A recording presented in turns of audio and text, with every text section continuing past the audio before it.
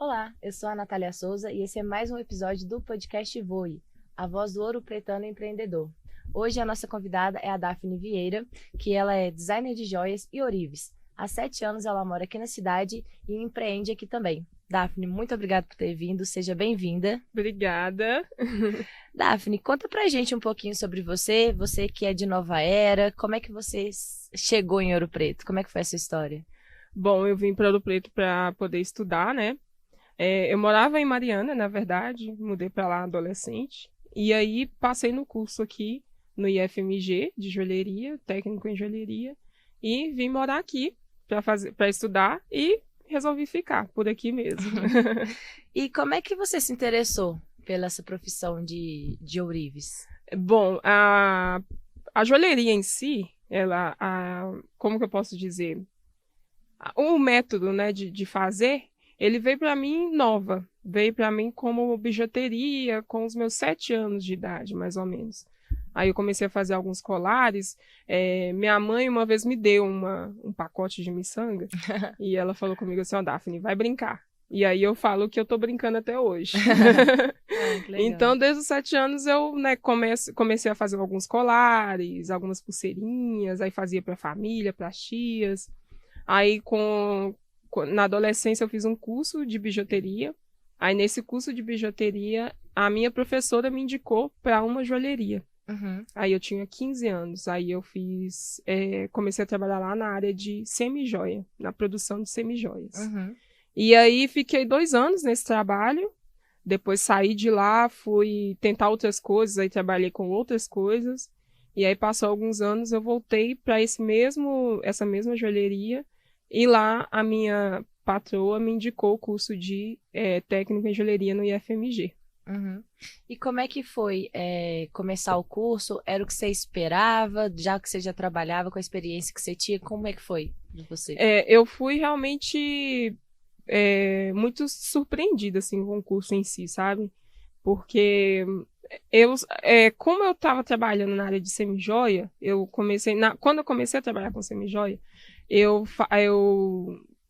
ficava estudando muito sobre pedras. Então, eu pensei que o curso ia ser assim, né? Falando sobre gemas, sobre pedras. Mas não, o curso lá, ele é realmente completo. Ele te ensina todas as profissões da área da joalheria. Uhum. De lapidação, de ourivesaria, de design de joias, de mineralogia, gemologia. Ele passa realmente por todas as profissões, né? E aí lá você pode realmente encaminhar e fazer alguma especialização na área que você quer. Uhum. E você fez algum outro curso, alguma outra capacitação além desse curso do FMG? Sim, quando eu decidi realmente o que eu queria, né, a partir daquele monte de estudo que eu tive, eu resolvi ser designer de joias a princípio. Então, eu fiz um curso especializado em design de joias no IFMG mesmo. Depois, eu fiz um curso de vitrinismo temático para joalheria também. O que seria isso? Sabe aquelas vitrines bonitas, chique, assim, que você vê, assim, né? O bate-olho já é um destaque. Isso, geralmente é muito comum em outros países, né? Países europeus, que fazem, por exemplo, as vitrines da HST, que é daqui do Brasil, né? Mas uma de fora, tem a Tiffany, que faz umas vitrines bonitas.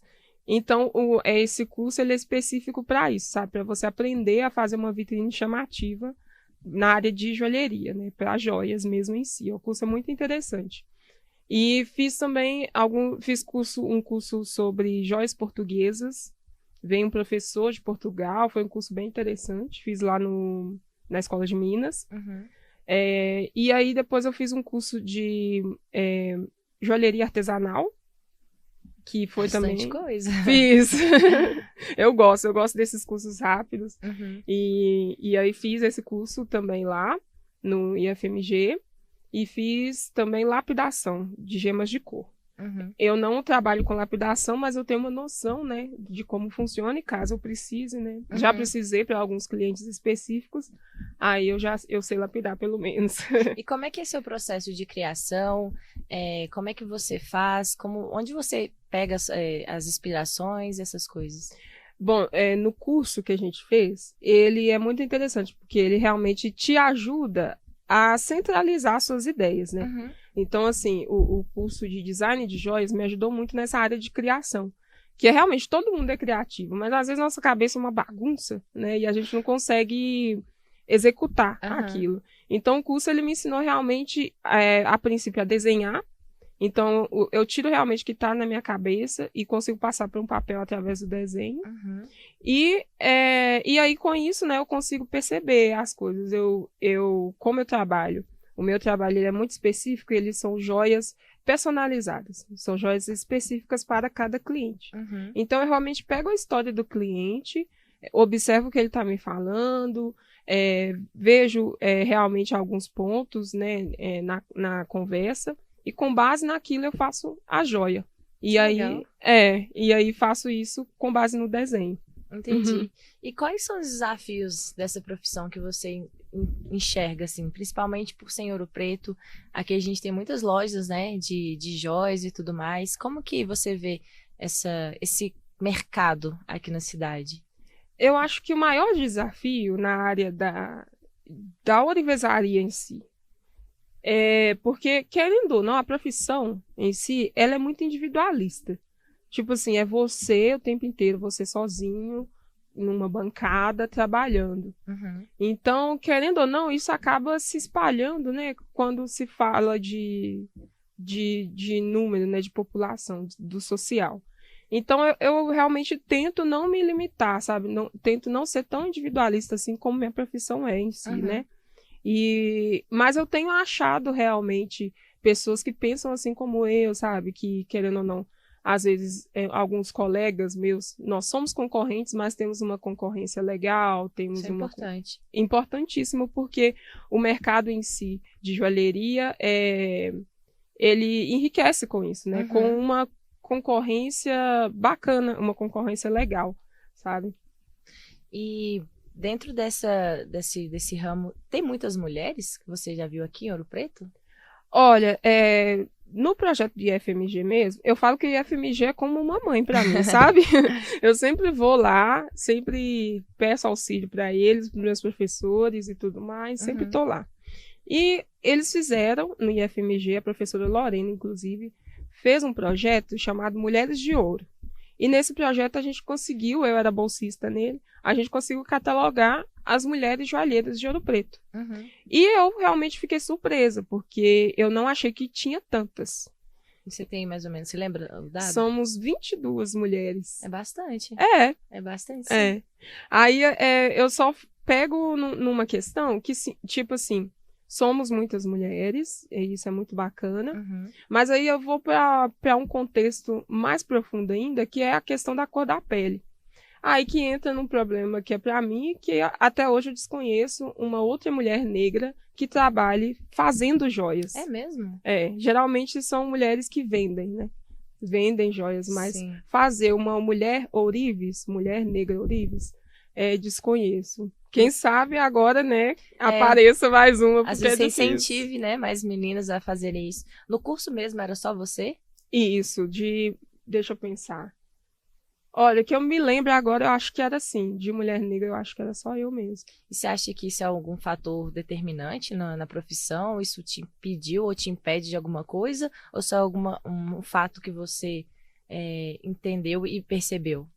Infelizmente, né, o racismo, ele, de modo geral, né, ele prejudica demais a gente, né? Então, querendo ou não, eu sinto isso, de alguma forma. Mas, eu procuro fazer a diferença, né? Procuro, primeiramente, não pegar esse título de a única mulher negra, não quero. Eu quero mais pessoas comigo. E combato diariamente, assim.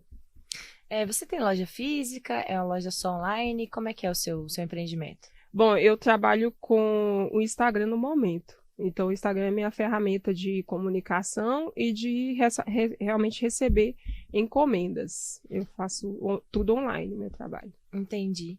E como é que foi para você empreender em Ouro Preto? Por exemplo, quando você decidiu, né? Você fez o curso, aí você decidiu, eu vou trabalhar com isso. Como você começou? Qual que foi o seu processo? Porque você teve que abrir uma empresa, você não teve. Como é que foi esse processo de empreender para você? Bom, a princípio, assim que eu terminei o meu curso, Eu terminei o meu curso na terça-feira, eu fiz a colação de grau. Na quinta-feira eu comecei a trabalhar. Legal. E aí eu, a princípio, trabalhei em uma loja, em uma joalheria muito famosa aqui em Ouro Preto, fica no centro. E trabalhei lá como vendedora, a princípio. Mas lá foi realmente uma escola de aprendizagem mesmo, sabe? A minha intenção justamente era ir lá, era trabalhar lá, para pegar a experiência em si, do comércio, de como funciona mesmo Ouro Preto, sabe? Eu fiquei lá 2 anos trabalhando, e nesse período também eu fui juntando dinheiro para poder comprar as minhas próprias ferramentas e eu montar o meu próprio negócio. E aí foi isso. Aí montei meu ateliê, aí eu dividi ele no meu quarto. E aí, depois de um tempo, eu aluguei um espaço no Antônio Dias, e eu estava muito feliz com isso. E aí veio a pandemia, e aí as coisas começaram a complicar, assim. Como é que foi esse processo para você, da pandemia? Não, foi bem complicado. Eu tive que dar vários passos para trás. Inclusive, voltei para minha cidade na época. Só que, ao mesmo tempo, obviamente que pandemia não é bom para nada, né? Mas aí eu procurei pegar o de bom que tinha, o pouco que tinha de bom, e transformar aquilo, né? Então eu pensei assim, olha, eu vou voltar para minha cidade, voltar a morar com meu pai, então não vou pagar aluguel. Então esse valor, esse gasto, eu vou pegar e vou investir em outra coisa. Então eu investi em comprar mais ferramentas, investi em cursos de empreendedorismo, inclusive, fiz alguns cursos de empreendedorismo, outros cursos também de joalheria, daí eu percebi que eu gosto de curso, né? Isso é importante, eu acho que as profissões, vai passando o tempo, algumas coisas vão ficando obsoletas, né? Principalmente o mercado de joias, é sempre uma coisa diferente e tudo mais, é importantíssimo você estar sempre atualizada, com conhecimento, para ter um diferencial, né, para o cliente. Exato. E aí, foi isso mesmo, eu fiz, e foi interessante que durante a pandemia, eu lá na minha cidade, eu fui perceber o quanto que Ouro Preto, ele é realmente um polo joalheiro, sabe? Porque eu sentia dificuldade de comprar material, principalmente pedras preciosas, que aqui a gente realmente tem muita facilidade de encontrar, que aqui não é extraído aqui, mas é comercializado aqui em Ouro Preto. Então, todo mundo vem para cá para comercializar pedras preciosas. Conta um pouco melhor sobre esse comércio de joias, de material, porque realmente eu não sei, a gente só vê por aí, de onde que tá saindo isso? Tô minerando aqui em algum lugar, como é que é esse processo? Bom, aqui em Ouro Preto existe apenas uma pedra que é com qualidade de gema, né? Porque geralmente aqui tem muito mineral, muito ferro, né? Mas eles são voltados para mineração, né? De equipamentos, de venda, né? Para internacional, essas coisas. Para qualidade de gema, para joia, existe uma pedra. E ela tem uma particularidade que ela no mundo todo, ela é só comercializada em Ouro Preto. Que isso? Que legal. É o topázio imperial, você já ouviu falar? Sim. Pois ele no mundo todo, ele é encontrado em outros lugares do mundo, mas devido a questões climáticas, a política da região em si, ele não é extraído. Então, ele é extraído somente aqui em Ouro Preto. E então, ele é comercializado somente aqui também, no mundo todo. E aí, tem isso, o topázio imperial aqui é encontrado também com muita facilidade, né? Pra gente comprar e tudo mais, com um preço bom também. As melhores qualidades vão para fora. Infelizmente, né? Acho que é uma coisa que eu vejo no país, né? Que a gente produz muitas coisas, principalmente alimentos, e tudo que é de bom sai, a gente fica... não dá para entender a lógica. Pois eu acho, o triste que eu acho é que mesmo sendo uma pedra muito cara, por ela ser uma raridade, ela deveria ser mais cara ainda. Se ela vai para fora, então que ela vá representando o Brasil, vá representando Ouro Preto e vá com um valor digno para isso. Sim. O problema que eu acho é isso, sabe? O valor em si desvaloriza esse o material, essa essa gema tão preciosa, sabe? Aham. Mas enfim, mas ainda assim a gente tem o Topaz Imperial pra gente comercializar. Todo Ouro Pretano tem um pingentinho de Topaz Imperial, né? Eu não sei se o meu é. Acho que não, né? Não, esse não é não. Eu não Mas se sei quiser, que você não. pode entrar lá no Daphne.atelier no Instagram, Ótimo. que eu faço encomenda. Muito bom. E a prata? Como é que você compra a prata? Então, a prata, ela é extraída de garimpos, né? Uhum. Eu tenho uma política uma política de vida em si, que é produzir lixo cada vez menos Uhum. e me preocupar realmente com os impactos que a gente causa no planeta, né? Uhum. Hoje a gente está vendo a situação que causa e tudo mais, mas essa é uma preocupação que eu tinha desde quando eu comecei no curso. Uhum. E eu entendo o impacto que a mineração influencia, né, na nossa vida e tudo mais. Então, o que que eu faço? A prata que eu consumo, que eu produzo, é uma prata já reciclável, ela já é reutilizável. Uhum. Ela é uma prata que ela é extraída de empresas, né? Então, tipo assim, eu não apoio garimpo ilegal. Uhum. E é uma prata que é usada no raio-x. A placa de raio-x, ela tem uma quantidade de prata. Uhum. Quando você faz aquele raio-x, aquela placa não pode ser usada para outro raio-x. Uhum. Então, é descartada. Nossa, então é muito descarte, né? Pois é. E aí tem empresas que fazem essa coleta dessa placa e fazem a purificação. Eles tiram a prata e aquela plaquinha em si, ela é um plástico, acho que é de PET, não sei. E ele é utilizável também para poder fazer caixinhas de presente. Então eu utilizo essa prata. Essa prata é retirada do raio-x e ela é vendida. Entendi. É comercializada. Então eu reutilizo essa prata para fazer as minhas joias. E é a forma que eu tenho de provocar menos impacto ambiental, né? Que não é extraindo mais. Eu sei que eu sou uma empresa pequena, né? E tal, mas eu procuro fazer a minha parte. Se cada um fizer a parte dele, já é muita coisa, né? É importantíssimo. E você falou desse processo, né? Que o Ourives é muito solitário, né? É muito ele. Conta um pouco do seu processo. Como é que você, por exemplo, eu quero comprar uma joia. Aí eu entro em contato com você, a gente conversa, eu te falo o que eu quero, você manda uma... Como é que é esse processo de construção da peça? Já que é uma peça exclusiva, né? Única por cliente? Isso. Vamos supor, por exemplo, você gostaria de um topaz imperial, né? Quer valorizar a sua cidade, gostaria de um topaz imperial. Então você entra em contato comigo. E aí eu começo a te fazer algumas perguntas primeiro. Você quer um topaz imperial por quê? Qual que é o seu estilo de joia? Você gosta delas mais delicadas, mais robustas? A sua joia você vai usar no dia a dia? Ou é para algum evento, alguma festa? Aí, com base nessas informações, eu vou fazendo os esboços. Aí, né, se, por exemplo, você vai usar para uma festa, aí eu procuro realmente olhar, por exemplo, você já tem o seu look? Como que você vai usar? Para ver um desenho, né, em particular, específico. Um exemplo é essa peça aqui que eu tô com ela. Maravilhosa, inclusive. Obrigada. Ela foi uma joia que eu usei para um casamento. Eu fui madrinha de um casamento. Então, ela já é mais, né, chamativa e tal. Então, pedras maiores. Então, tem essa diferença quando o cliente entra em contato comigo. E aí, depois de feito, né, eu mostro tudo com base no desenho, né? E aí, o desenho aprovado para o cliente, eu faço o orçamento para o cliente. E aí, eu peço metade do valor do orçamento como entrada. E aí, começa a produção. Aí, a produção totalmente artesanal.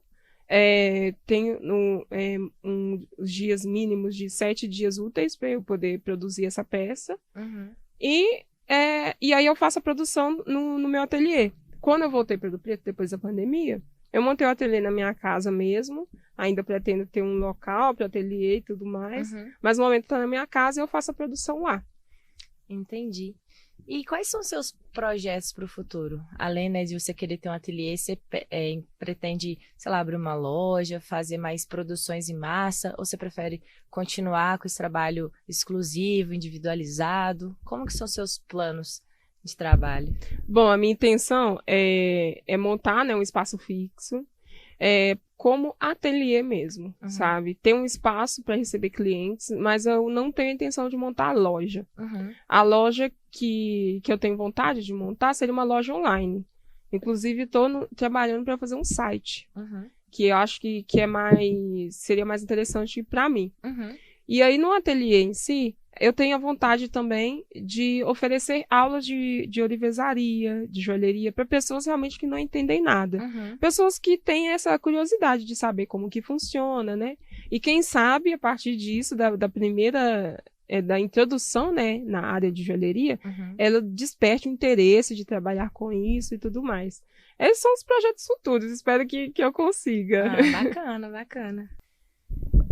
Daphne, durante a nossa conversa, né, você falou sobre um projeto que você tem que chama SOS Joias. Fala pra gente um pouco mais sobre ele.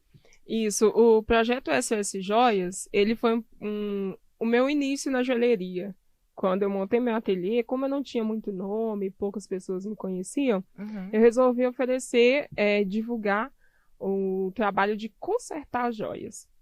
Então, eu comecei consertando bijuterias, e aí as pessoas que levavam as joias para eu consertar, aí eu ofereci o meu trabalho, né, como designer, como ourives.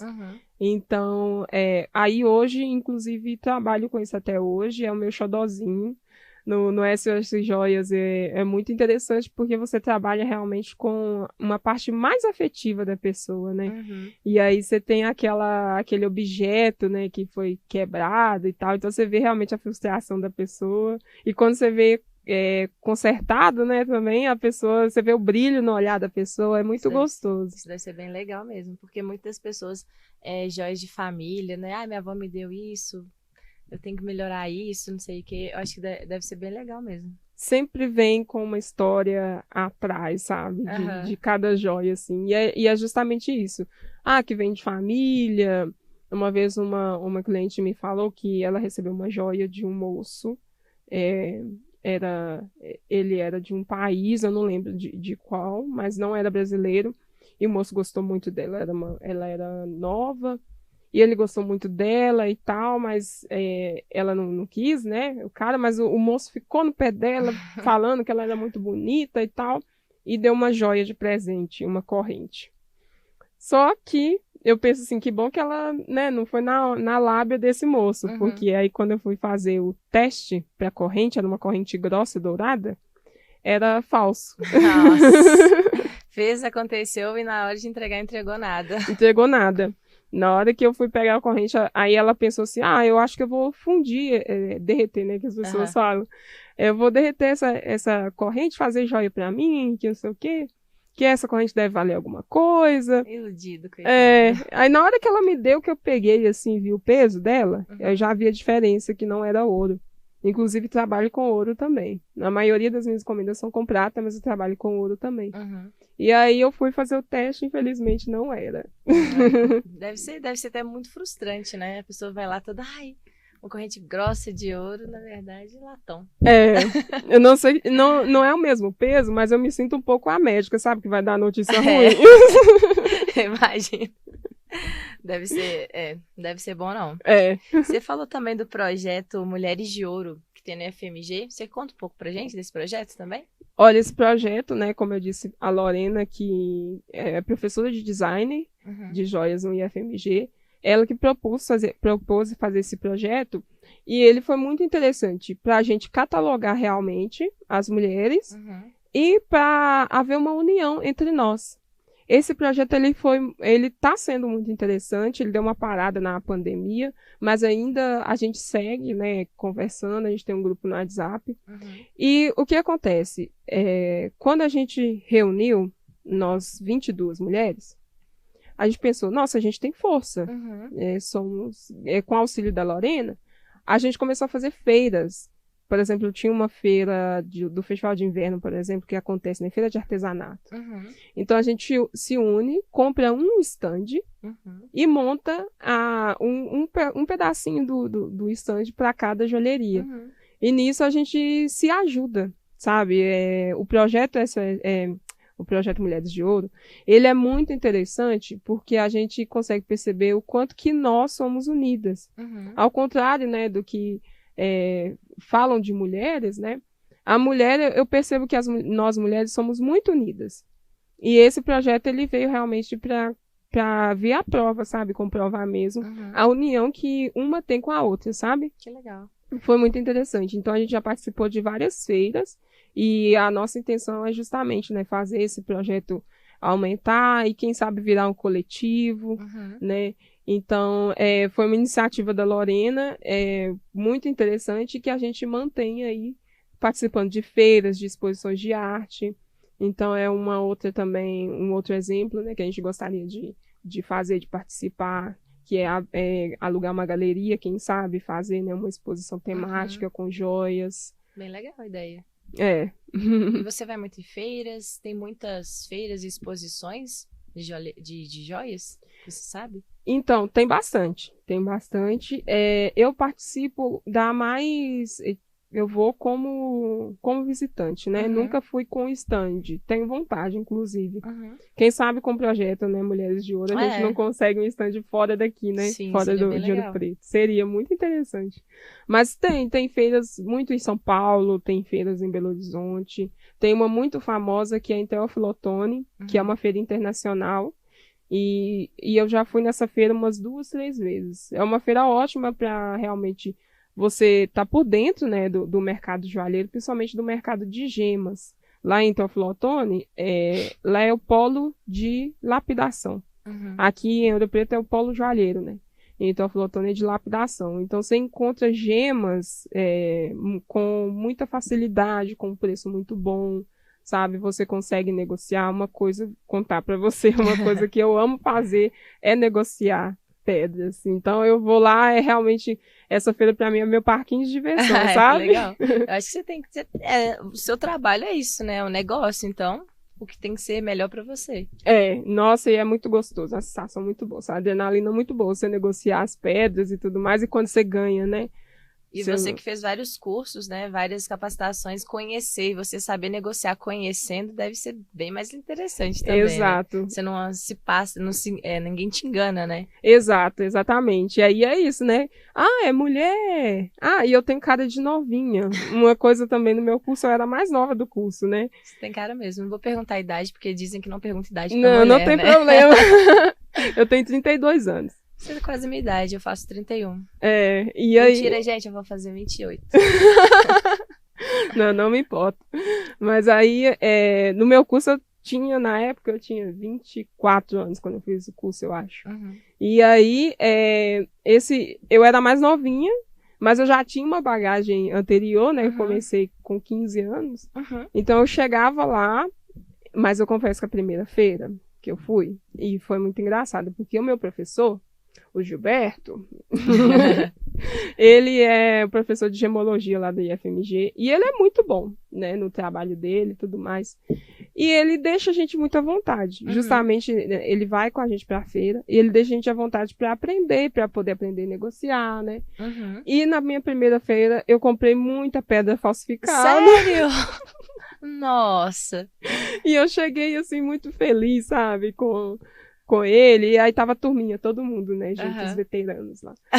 E aí eu cheguei toda animada, olha, gente, eu comprei umas pedrinhas. Aí eles ficaram zoando com a minha cara, falando, a Daphne comprou plástico. Nossa senhora. E como é que é essa diferenciação de pedras? É fácil? Ou você tem que ter realmente um conhecimento bem técnico para conseguir diferenciar as pedras? Tem que ter um conhecimento técnico. Mesmo eu trabalhando na área há muito tempo, é isso, né? Mesmo eu trabalhando há muito tempo, eu não tinha uma sabedoria, assim, didática, né? Então, mesmo assim, eu comprei muitas pedras falsificadas. Então, é justamente esse curso do IFMG é realmente muito interessante, justamente aqui para Ouro Preto, que realmente qualifica o profissional, Sim. né?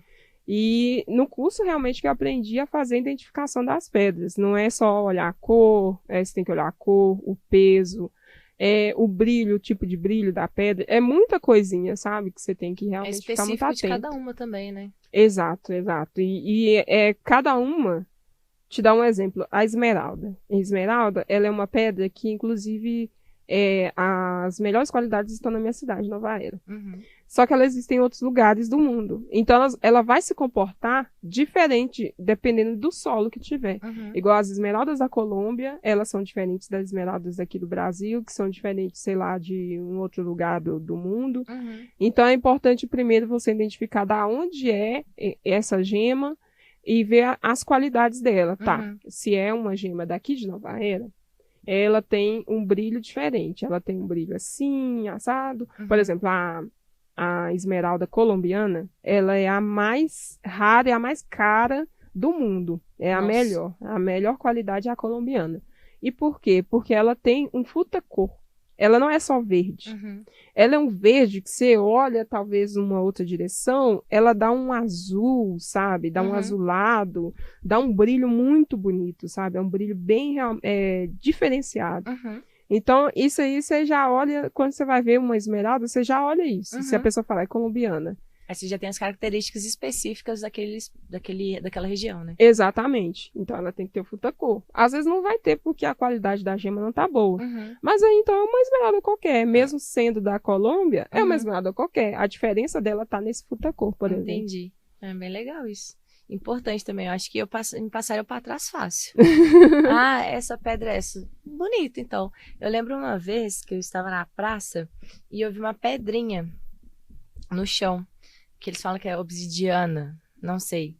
E aí falou, não sei se eu tô certo do que eu tô falando, mas se jogar pra luz e não passar a luz, é porque é original. Que não sei o que. Falei, legal. Aí tinha uns viajantes no centro, fazendo joias, mas eu pedi pra ele fazer um anel com ela pra mim, eu tenho até hoje. Isso tem muitos anos. Mas até hoje eu não sei se é de verdade, se é de mentira, se é um plástico, se não é. Eu só acho bonito mesmo. Mas acho que isso é muito importante, né? E principalmente quando o profissional ele é qualificado, né? Ele se capacitou, ele fez curso, ele estudou, passa confiança para o cliente também, né? Porque o que mais tem são pessoas querendo enganar outras pessoas aí, né? Tirar um dinheiro e tudo mais. E a gente ter essa certeza, olha, eu sou formada, eu tenho essa capacitação, eu tenho esse conhecimento técnico, então os meus produtos são originais, meus produtos são de verdade, né? Eu acho que isso é muito importante, essa confiança, né, que você passa para os seus clientes. Exato. E obrigada. A gente está falando muito de mercado aqui em Ouro Preto. Vocês já têm alguma experiência, alguma vivência ou conhecimento dos mercados fora, de lá em Minas, ou talvez em BH, cidades que são mais próximas aqui? Sim, eu já fui, fiz outro curso. Eu acho que eu vou fazer uma lista aqui, eu já contei uns 10. Eu fiz um curso de artesanato mineral no Rio de Janeiro também. Então lá tem também é uma cidade específica lá do Rio, eu não lembro o nome agora, mas lá eles fazem, sabe esses bichinhos de pedra? É nessa região lá que eles fazem, sabe? Então tem bastante aqueles bichinhos de pedra, então tem essa parte de comercialização, né, da joalheria mais para um lado de adorno e tudo mais, né? E eu já fiz algumas viagens mesmo, e como eu sou joalheira, querendo ou não, eu vou atrás da joalheria, né? E eu fiz uma viagem antes da pandemia, eu fui para Belém do Pará. E aí eu pude perceber também o polo joalheiro lá, que eu percebi que eles não têm muitas gemas. Eu acho que Minas Gerais em si, esse é o nosso diferencial. A gente tem uma diversidade muito grande de gemas. A gente chama de gemas de cor, que é diferente. É gemas de cor e diamante. Então, faz essa separação. E aqui em Minas Gerais tem bastante variedade nas gemas de cor. E lá em Belém do Pará, eu percebi que não tem isso. Não tem. Então, mas eles têm muito ouro. E lá todo mundo gosta de ouro, assim, Inxalá mesmo, sabe? E eu fui lá e eu achei uma coisa muito interessante, que eles fizeram um museu, igual tem aqui da mineralogia, só que eles fizeram um museu de gemas, ele é menor, e depois dele tem um jardim maravilhoso que eles encheram de pedras, e tem algumas lojas de algumas joalherias lá. E eu percebi uma coisa diferente também. a religião em si, né? Que aqui a gente tem joias religiosas e tudo mais, é muito crucifixo, essas coisas. Lá tem uma mistura da cultura indígena mesmo da região com a igreja católica, sabe? E eu achei isso muito interessante. São símbolos, sabe? Muito interessantes, muito bonitos e bem únicos mesmo daquela região, sabe? E você fala isso em joias? Isso, em joias lá. E enfim, aí eu fiquei maravilhada, assim, sabe? Com isso e com essa diferenciação da joalheria em si, sabe? Lá é muito robusto também, sabe? Não é coisinhas minimalistas, delicadinhas, não. Lá são coisas grandes e com ouro, se usa muito ouro. E aqui em Minas Gerais a diferenciação são as gemas. Né? Então a gente usa bastante gema, usa pouco metal. E as nossas gemas que é mais robustas, né? Que chamam mais atenção. Que é o diferencial mesmo, né? Exato. E além da joalheria, você já trabalhou em outras coisas? Você já teve outros trabalhos? Você já quis ser outra coisa? Quis, muitas coisas. Fiz outros cursos. Outros cursos, já cheguei a 15 aqui. O que você já fez? Quando eu saí dessa joalheria que eu trabalhei 2 anos, aí eu comecei a trabalhar, eu fiz um curso de... Não foi curso, eu fiz parte de um grupo de teatro, eu fiquei 4 anos, e aí eu queria ser atriz. E aí depois... Mas você fez algum papel, fez algum teste, alguma coisa? Sim, eu já fiz algumas peças de teatro, em Mariana, inclusive. Aí a gente tinha um grupo chamado Palco Vivo. E aí eu já fiz algumas peças de teatro. Sabe aquela história daquela peça de teatro famosa, Rei do Burro, que chama? Não, é Rei do Burro? Nossa, não é Rei do Burro. Zé do Burro. Não sabe, então não sei né? Também não. Enfim, é uma das histórias de teatro mais famosas que existe e tudo mais. Acontece na Bahia. Aí eu já fiz essa peça. Já fiz Dona Xepa também. Dona Xepa, você já ouviu falar, já ouvi, né? sim. Que fez até a novela da Globo. Tem ela na peça de teatro. Então eu já fiz bastante peças de teatro. Só que aí, na hora mesmo de ir, de fazer, de se profissionalizar, eu era muito nova. Aí meu pai ficou com medo também, sabe? E aí eu mudei de ideia. E aí, sempre escutei a minha vida toda que eu pareço uma modelo, né? Então eu pensei assim, vou tentar a carreira de modelo. Mas eu, sinceramente, não gostei do ambiente em si, sabe? Da carreira de modelo. Então, eu juntei, mesmo eu fazia bicos de modelo, para poder me ajudar. Aí eu já estava estudando joalheria. Então eu fazia bicos de modelo para poder pagar as minhas despesas aqui em Ouro Preto. Pagar a República, eu morava em República e tudo mais. Então foi isso. Aí hoje, na minha profissão em si, como sou eu sozinha no momento, né? Eu faço tudo. Eu sou a vendedora, eu sou a produtora, a criadora, e sou a modelo também. Eu vi algumas fotos lá, muito bonitas, inclusive. Eu tô aqui, tá disponível. Obrigada. Se precisar. Tá bom, por favor. Fica tão linda em mim. Não, pode deixar, vou te contratar então como modelo, que já chega também, né? Pelo amor de Deus, tem que me dar um descanso. Né? Tem que variar um tiquinho, eu acho, sim. Chamar outros clientes e tal, sabe? Sim. A pessoa querendo já... Já tá aceita como meu modelo já. Obrigada. E deixa eu te fazer uma pergunta. Você falou, né? Você faz tudo lá. Como que você divide essa rotina? Por exemplo, eu não sei, né? Porque acho que como é individual, assim, pode ser que numa semana você tenha 3, 4, 5 trabalhos, na outra semana você tenha só um. Você faz planejamento de como é que é a parte empreendedora dessa parte digital que você faz? Bom, eu estipulo horários para eu trabalhar, porque realmente eu trabalho em casa, meu ateliê fica em casa. Se eu não tomo cuidado, uma coisa atropela a outra. Sim. Quando eu vejo, não estou fazendo nada, né? Aí eu acordo, precisa varrer a casa. Aí você tá dentro de casa, você vê esse vídeo de casa, Sim. né? Então eu procuro realmente estipular horários. Então eu trabalho no ateliê de 9 às 11, paro pro almoço e depois de 1 às 6. Esse é o meu horário de trabalho. E aí a casa pode estar uma zona que vai ficar. E aí esse é o meu horário de trabalhar. E sobre essas questões das redes sociais, eu realmente fico muito acumulada, sabe? Mesmo trabalhando na oficina nesse horário, acaba que à noite, depois das 6 horas, tenho um momento de descanso e tudo mais, faço algum exercício físico que eu acho importantíssimo também, justamente eu que fico sentado o tempo inteiro, né? A posição realmente, então eu procuro realmente exercitar o corpo para não atrofiar, né? Uhum. E aí, depois disso, à noite é que eu faço o conteúdo das redes sociais. Para me facilitar, eu faço a semana toda de conteúdo. Aí eu tenho uma grade e realmente é isso, organização, tem que ter organização, sabe? Senão não sai nada.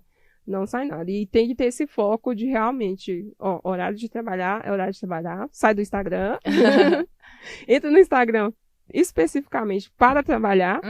Então, eu faço esse exercício diário, sabe? Tem dia que realmente eu não consigo, assim. Tem dia que... Tem dia que falha, né? A gente é humano, vai ter as falhazinhas. Exato. Mas procuro manter essa rotina de trabalho. Uma coisa também que me ajuda é essa questão dos dias úteis para a produção da peça em si. Um segredinho. Um segredinho aqui, público. Para todo mundo agora saber.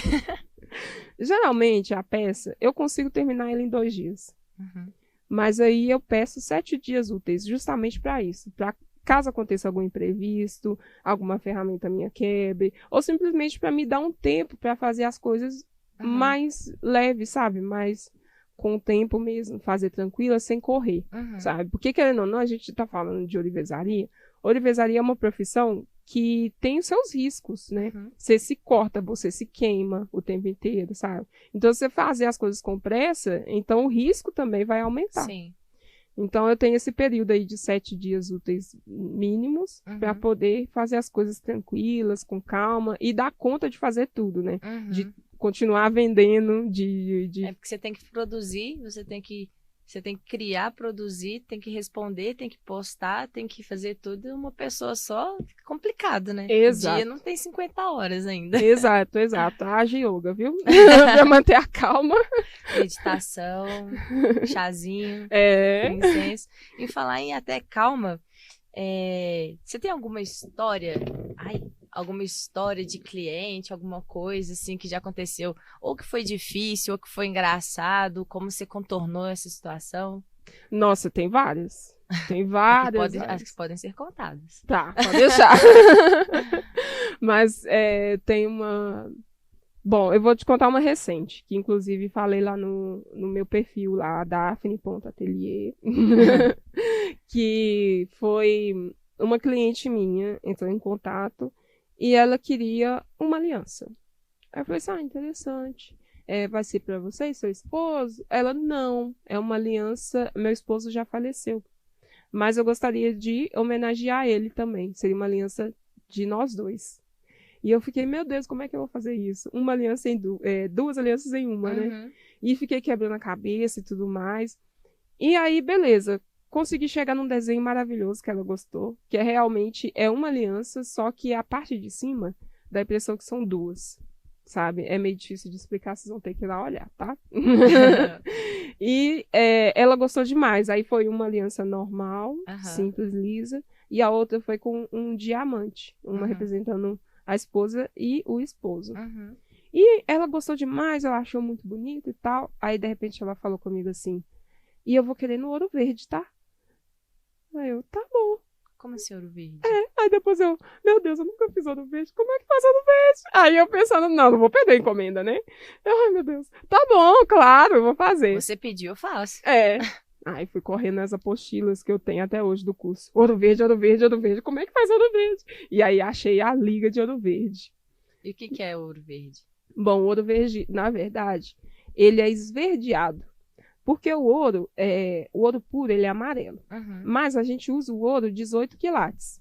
Ou seja, ele tem uma liga. Ele liga. Ele é 75% de ouro puro, 25% de liga. Nessa liga, dependendo do metal que você misturar, aí dá uma cor diferente. Por exemplo, antigamente se usava muito ouro vermelho. Você lembra? Talvez na verdade, eu nunca reparei isso. Pra mim, o ouro sempre foi dourado pra mim.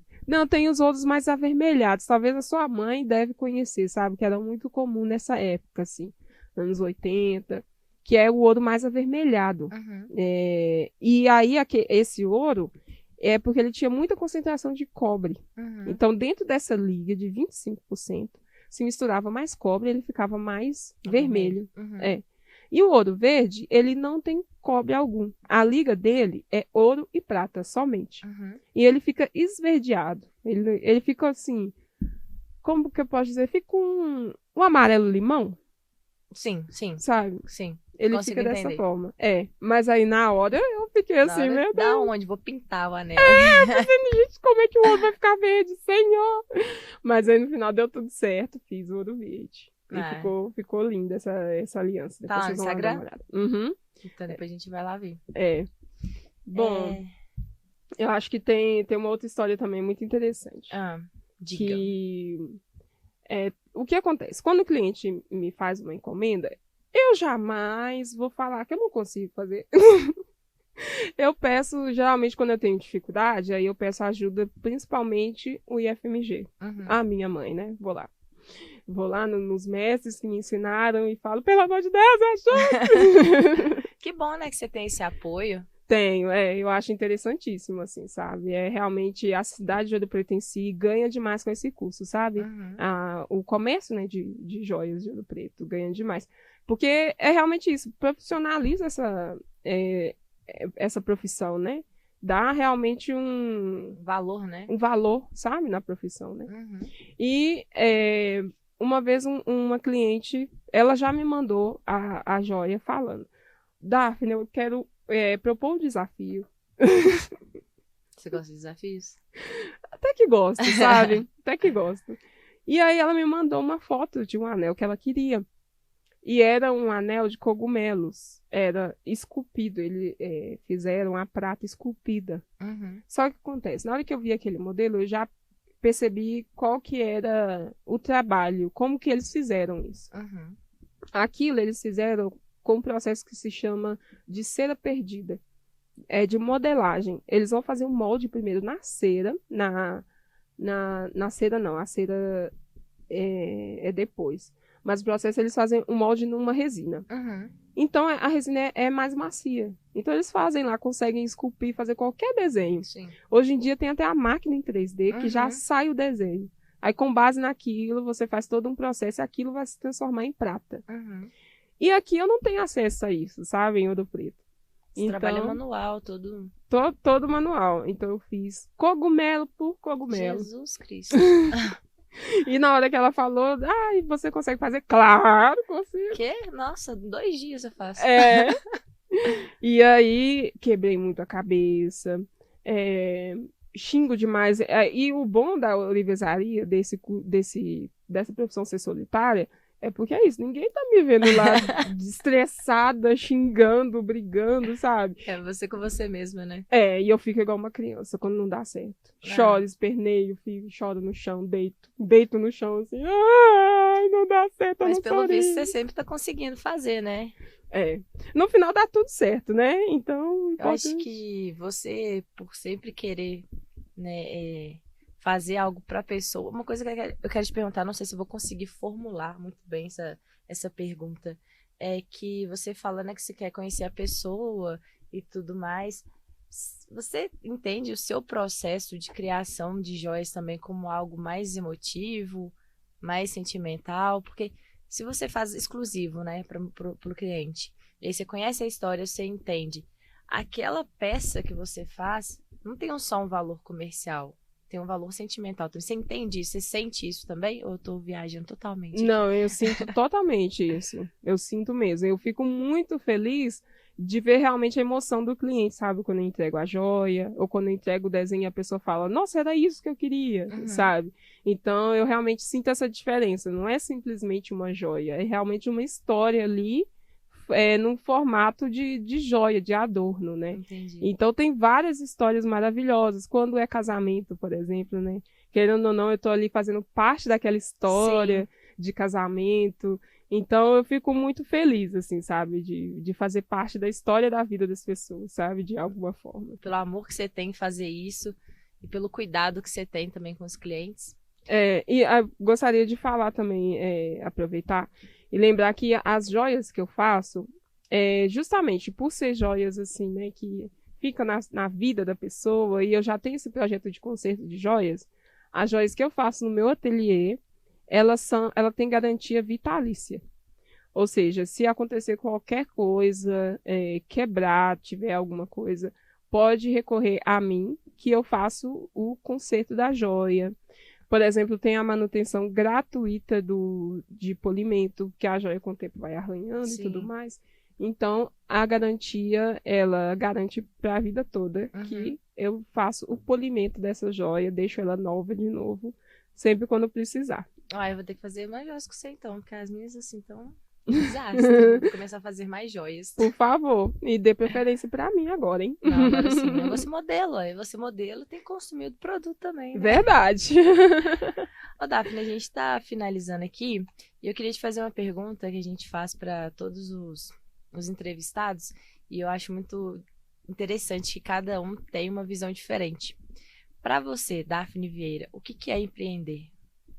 Eu acho que é me desafiar a todo momento, porque eu acho que quando você toma, né, na sua cabeça, eu quero empreender, você tá indo contra algo que às vezes já é feito, né, algo que já está pronto, você poderia realmente trabalhar para alguém, mas não, você realmente entra num caminho que você vai entrar num caminho que você não conhece nada ou conhece pouco. Ou seja, você vai aprender muito e é uma estrada escura. Você vai ganhando luz na medida que você for andando, sabe? Então é muito desafiador, mas ao mesmo tempo é muito satisfatório também, sabe? Você ter o seu próprio negócio, fazer as coisas do jeito que você quer e ver que pessoas te apoiam, que você tem clientes, é muito bom.